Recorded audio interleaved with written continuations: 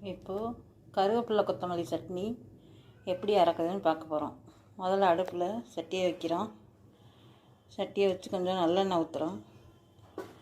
ஊற்றிட்டு அதில் எடுத்து வச்சுருக்க கருவேப்பிலை, கொத்தமல்லி, பூண்டு, மிளகா, புளி, இஞ்சி, உப்பு எல்லாம் ஒன்றா போட போகிறோம்.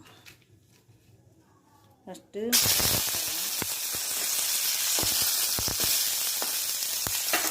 மிளகா வதங்கினோடனே கருவேப்பிலை போடுறோம்.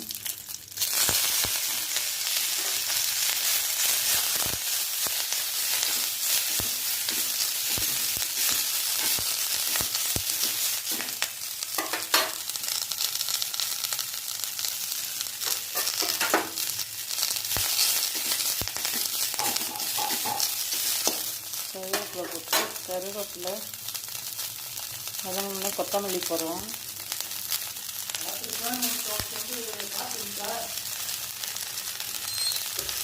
கருவேப்பிலை வதங்கினோடனே கொத்தமல்லியை போடுறோம்.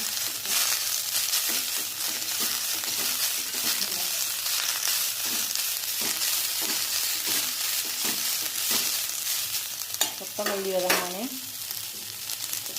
பூண்டு, இஞ்சி எல்லாம் போடுறோம். அதில் உப்பு போட்டு